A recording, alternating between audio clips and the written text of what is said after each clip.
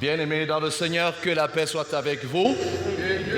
En ce 4e dimanche après le lancement du culte de 16h30 dans notre communauté, il était de bon ton que nous parlons d'un sujet capital qui cristallise l'attention de toute l'humanité. Il était également de bon ton après que le prédicateur de dimanche passé vous ait dit de venir et voir. Il y a aussi une chose lorsqu'on vient au culte de 16h30, il est bien de venir chercher la paix. Cette paix que nous recevrons ici pour aller la communiquer à d'autres personnes. Bien-aimés dans le Seigneur, le texte que nous avons lu dans nos deux langues nous parle effectivement de la paix. C'est Jésus qui vient de ressusciter. Et là, les disciples sont dans l'inquiétude. Et ils se posent 1001 questions sur la mort de Jésus, puisqu'ils ne l'ont pas encore vu. Et ils se retrouvent donc enfermés dans une chambre ou alors dans une maison, ne pouvant pas sortir. Ils étaient donc dans tous leurs états. Et le texte par lequel nous avons commencé à lire dit que le soir de ce jour-là ressemble à ce jour, plus que c'était un dimanche et plus que c'était un soir. Je voudrais donner la révélation à quelqu'un pour qu'il comprenne que ce message est un message d'actualité et est un message que Dieu a préparé pour toi ce soir. Parce que Jésus est venu rencontrer les disciples à sa résurrection, c'était un dimanche soir. Dis à ton voisin s'il te plaît, Jésus est venu voir les disciples un dimanche soir.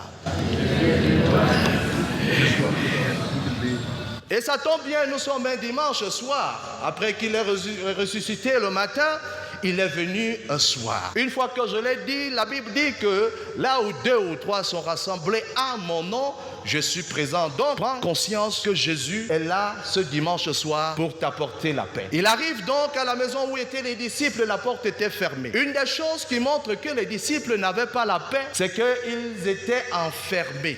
Voyez la porte ici comme le cœur fermé. Quand quelqu'un n'a pas la paix, il a un cœur fermé. Et même, il est difficile que lorsqu'on lui dit que la paix soit avec vous, il va seulement dire avec ton esprit ou alors il va dire amen juste par conformité. Mais souvent, ce mot que la paix soit avec vous pénètre difficilement des personnes qui ont un problème avec la paix. La porte fermée est donc le cœur fermé. Le Seigneur sait que quelqu'un est venu ici ce soir parce qu'il manque la paix et par conséquent la porte est fermée, le cœur est fermé. Si le cœur est fermé, difficile d'ouvrir son cœur à l'amour. Surtout les jeunes gens qui cherchent à se marier. Peut-être après plusieurs déceptions, automatiquement tu as fermé ton cœur. Lorsque quelqu'un te parle encore de l'amour, tu te souviens des blessures par lesquelles tu as enduré. Il devient donc difficile de rouvrir ton cœur à recevoir cette paix. Mais je voudrais dire à quelqu'un que si les hommes t'ont déçu, celui dont je suis porteur de la bonne nouvelle, lui ne te décevra pas. Et même s'il est difficile de rouvrir ton cœur, le contexte de ce passage que nous avons lu nous dit que Jésus a apparu au milieu des disciples. Ce n'est pas comme le contexte d'Apocalypse chapitre 3 où Jésus, le Seigneur dit « Je me tiens à la porte et je frappe. Si quelqu'un entend ma voix, qu'il l'ouvre, j'entrerai, je souperai avec lui et lui avec moi. » Ce n'est pas le même contexte. Dans ce contexte, Jésus est conscient que les disciples ont peur et que même en venant toquer, ils ne vont pas ouvrir. Je ne sais pas quel miracle, de toute façon, Jésus ressuscité pouvait passer entre les murs et entre les portes. Et c'était donc le cas. Jésus a apparu au milieu d'eux, malgré que la porte était fermée. Toi qui as fermé ton cœur, parce que la vie t'a rendu les choses assez difficiles, laisse-moi te dire, même si tu n'as pas la force de rouvrir ton cœur, je vois Jésus apparaître à l'intérieur de toi et pour te dire, ma fille, mon fils, que la paix soit avec toi. Et encore là, le Seigneur nous montre qu'il est l'auteur du salut et qu'il n'y a rien que nous pouvons faire pour qu'il puisse nous choisir, pour qu'il nous donne la paix. Il s'introduit partout là où il veut. Et ma prière ce soir, c'est qu'il s'introduise dans ton cœur. Quelqu'un a dit que lorsque la paix déménage, la peur vient aménager. Quand la paix vous quitte, automatiquement, la peur vient s'installer. Et quelqu'un qui a peur ne peut pas accomplir la justice de Dieu. Mais au fond, beaucoup d'entre vous, vous avez peur, vous vous inquiétez d'un ensemble de choses, vous êtes dans l'angoisse et même dans l'anxiété. Tout cela est un peu lié à la peur. Mais la vérité, bien-aimés, ce soir, il ne s'agit pas que vous avez peur. Il s'agit tout simplement qu'il y a un événement dans votre vie qui vous a ôté la paix. Lorsque nous allons à l'hôpital, la vérité, c'est que dans l'exercice de mon travail, comme par ailleurs dans un autre monde, je suis psychologue et accompagné des personnes qui sont à l'hôpital, généralement vous prescrit plein de médicaments, mais la vérité est que le problème ou alors la maladie la plus grave dont les gens souffrent, ce n'est pas le diagnostic qu'on leur donne à l'hôpital, c'est qu'en fait, il manque la paix. Et même quand vous avez le palu, vous allez vous rendre compte que ce palu vous a ôté la paix. Lorsque vous avez n'importe quelle maladie, cela vous ôte la paix. Lorsque vous êtes confronté à une situation, cela vous ôte la paix. Donc, quelle qu'en soit la situation par laquelle nous sommes en train de traverser comme ses disciples, il est question de faire appel à la paix ce soir afin que la paix prenne sa place normale dans notre cœur. Sinon, si on se met à regarder les différents problèmes que nous avons, c'est tout un catalogue de problèmes. Parce que lorsque vous dites que vous avez un problème, mais en fait un problème en cache un autre. Notre texte dit donc que les disciples étaient donc enfermés parce qu'ils avaient peur des Juifs. Bien-aimés dans le Seigneur, les Juifs ici c'était leurs propres frères. Moi, j'aurais pensé qu'ils avaient peur des Romains, parce que ce sont quand même les Romains qui viennent de saisir leur maître et de passer à la croix. Mais le texte que nous avons dit qu'ils avaient peur des Juifs. Mais en fait, c'était des Juifs qui avaient peur des autres Juifs. Qu'est-ce que je veux dire? Que ta situation de peur, de manque de paix est probablement ton frère qui te l'a enlevé. Ce n'est pas quelqu'un de loin. C'est probablement un membre de ta famille, c'est probablement un proche, c'est probablement quelqu'un à qui vous avez donné votre confiance et il vous a trahi. C'est quelqu'un que vous connaissez, bien-aimé dans le Seigneur. Pendant que je suis en train de parler, le Saint-Esprit est en train de te transporter à localiser. Et cette personne, parce que ce soir, il est question de rétablir la paix en faisant ce que je vais vous proposer de faire avant la fin de cette prédication. Parce qu'il faut que vous ayez la paix. C'est une chose que Jésus a donné la paix à ses disciples, on dise Amen, mais c'est une autre chose de vivre la réalité de cette paix-là. Bien-aimés dans le Seigneur, mais qu'est-ce qui pouvait amener les disciples d'être dans cet état d'esprit qui ouvre la porte à tout genre de maladies? Des maladies que l'on peut appeler des maladies psychosomatiques. Dès que vous avez peur, vous pouvez avoir n'importe quelle maladie. Je me souviens, j'avais une assistante de direction il y a quelques années et elle était séropositive. Et comment elle est devenue séropositive? Tout simplement parce que ses parents sont décédés. Elle a grandi chez sa tante et sa tante passait son temps à lui dire qu'à l'âge de 9 ans, que toi-ci, les choses que tu fais là, un jour tu vas avoir le sida. Tu vas avoir le sida. Elle ne connaissait même pas encore les hommes.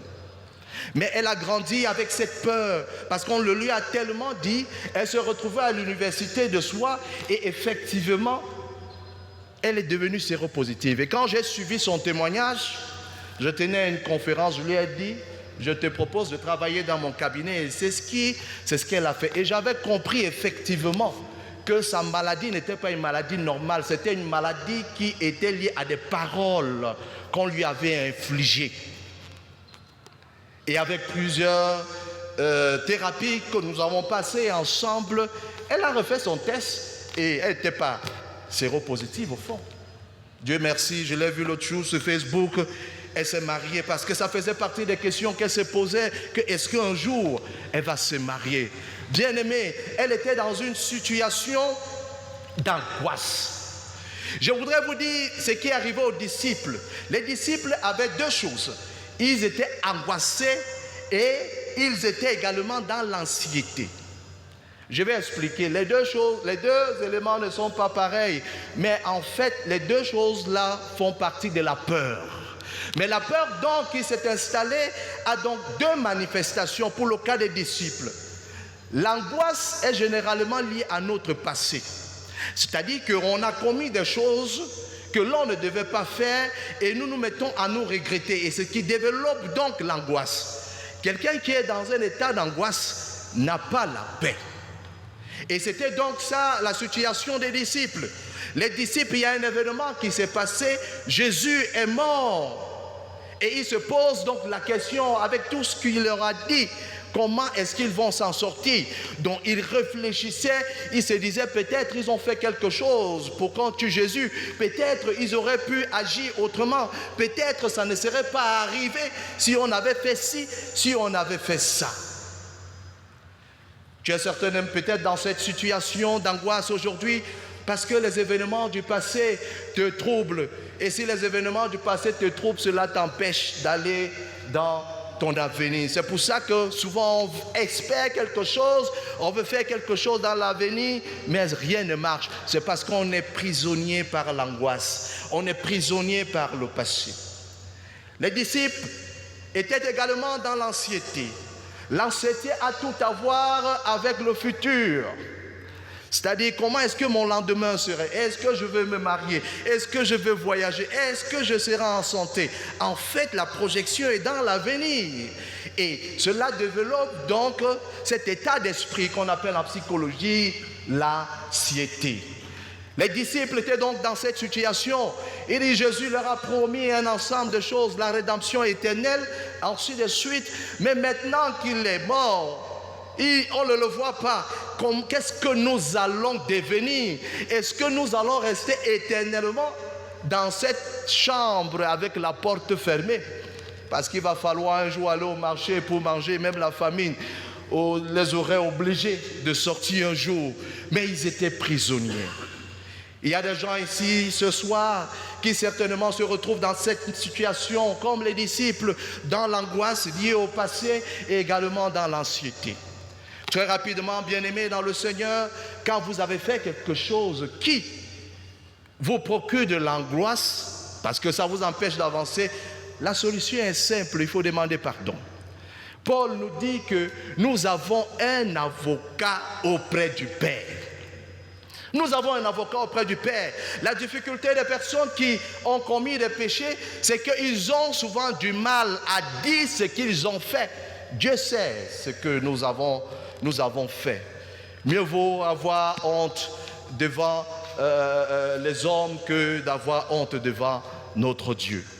Donc nous devons donc lui dire, nous devons présenter la chose à Dieu. Aussi longtemps que ce n'est pas présenté, il est difficile que cela soit traité. C'est pour ça que c'est tout le temps les maladies et tout. Si on traite cette maladie, l'autre maladie vient et tout. En fait, ce n'est pas les maladies que toi tu traites à l'hôpital qui sont un problème. C'est que tu es angoissé et tu as besoin de la paix. Si tu reçois la paix, ce soir, toutes les autres maladies vont partir. Et je vois ces maladies partir au nom de Jésus. Amen. Je croyais que je parlais à quelqu'un. Donne-moi un bon amen. Amen. Bien-aimé dans le Seigneur, le fils prodige également était dans cette situation-là. Il a dépensé tout son bien et il arrivait qu'il n'avait même plus 5 francs. Il s'est retrouvé en train de manger avec les porceaux.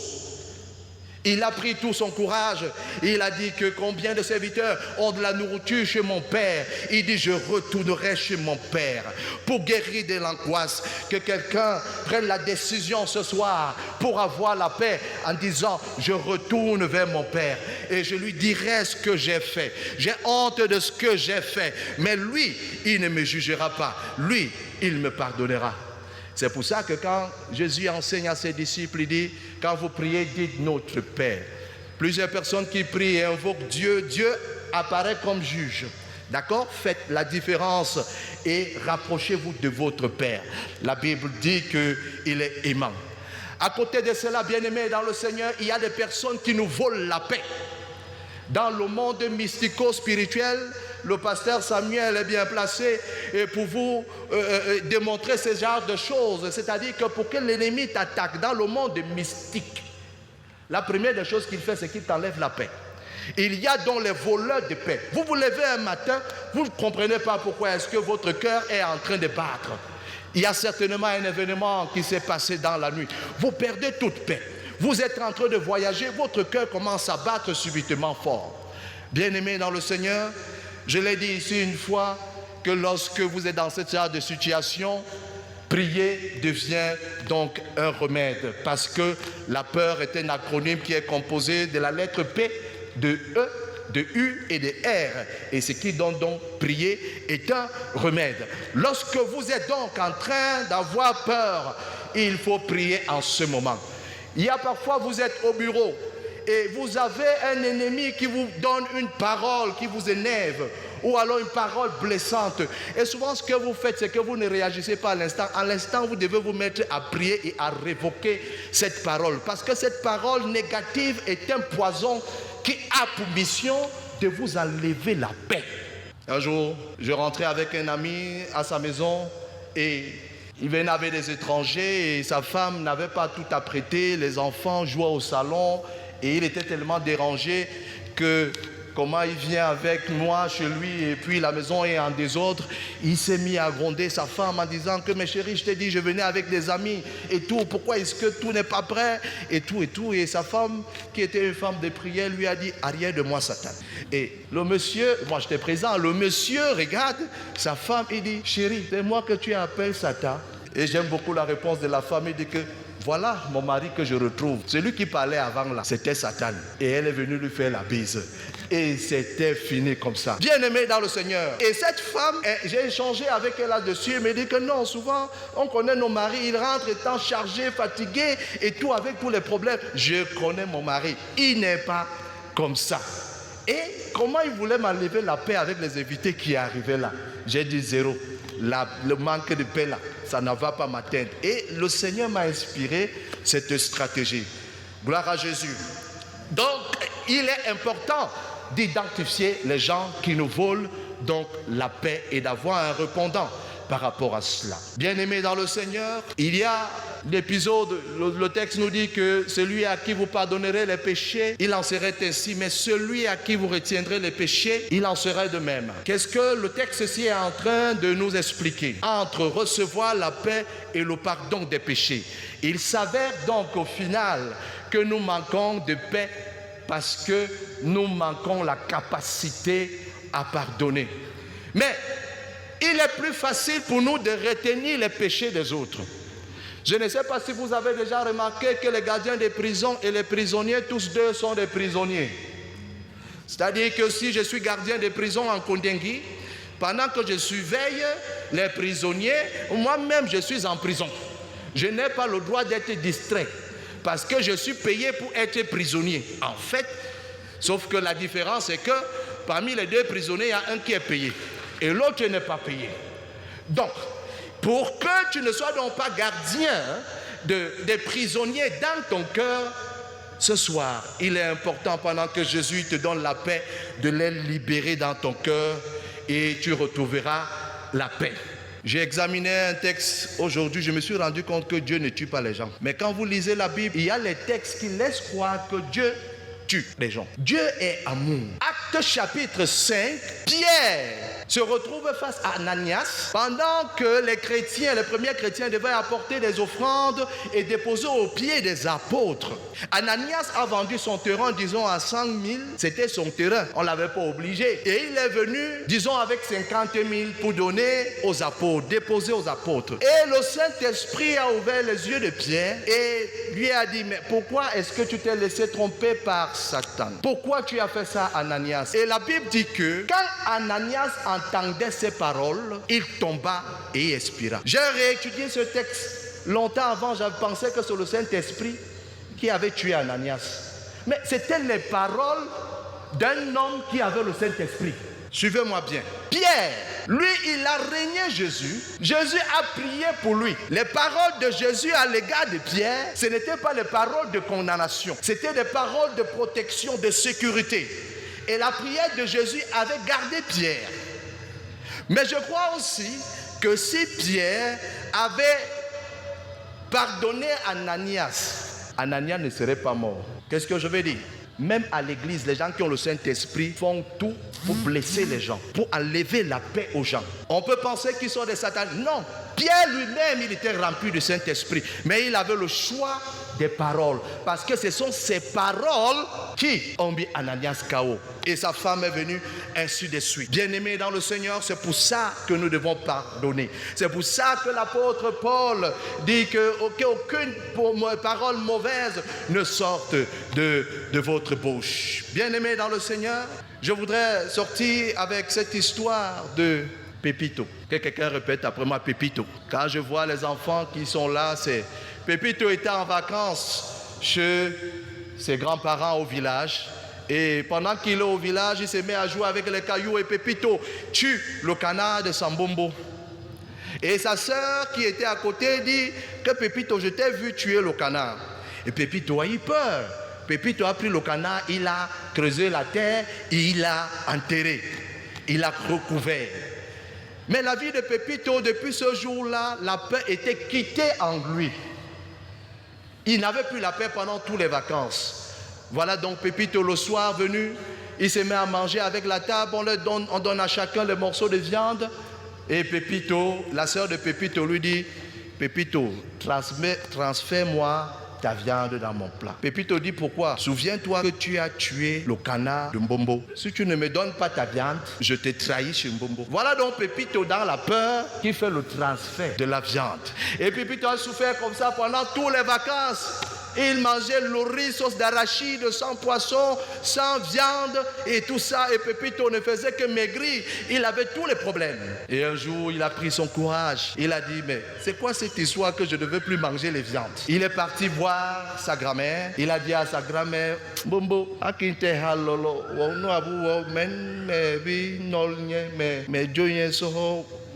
C'est-à-dire que c'est moi qui ai tué ton canard et je l'avais enterré. Écoutez la réponse de Mbombo de Pépito. Pépito, j'étais à la fenêtre quand je te voyais tuer le canard. N'est-ce pas, tu as enterré le canard là, à côté du manguier. Et Pépito est étonné que donc Mbombo sait que j'ai tué le canard. Et Pépito dit, et mes viandes alors? Mbombo lui dit que tes viandes ont fait quoi? Il dit que depuis là, je passe mon temps à transférer mes viandes à ma grande sœur et tout. Et le soir venu encore, voilà donc Pépito à table avec sa sœur. Il connaît la vérité, il a demandé pardon, il a retrouvé la paix avec Tambombo. Et le soir, sa sœur, qui se comportait un peu comme le diable dans notre vie, qui nous rappelle toujours les mauvaises choses que nous avons faites, et tout, qui demande, Pépito, transfère-moi ta viande ici. Pépito dit, ni coco. Et la sœur dit, mais quel est ce courage que Pépito a? Mais qu'est-ce qui se passe? Transmets-moi, je vais dire à Mbombo. Elle dit, va dire à Mbombo. Mbombo est au courant. Elle m'avait même vu quand j'avais enterré. Et c'est alors là que Pépito a compris ce que l'apiro de Banga disait. Erreur Fombotoko, Nadame Pondos. Bien-aimé dans le Seigneur, qu'est-ce qui va t'empêcher ce soir que la paix que Jésus te donne aujourd'hui et que ça ne soit pas effectif envers toi? Tout à l'heure, nous allons rentrer, vous allez rencontrer vos bourreaux, transmettez-les cette paix que le Seigneur vous a donnée. Est-ce que tu peux dire à 5-6 personnes à côté de toi que la paix soit avec toi? Le voisin là n'a pas compris, change de voisin. Le voisin de devant et de derrière. Que la paix soit avec toi. Amen. Amen.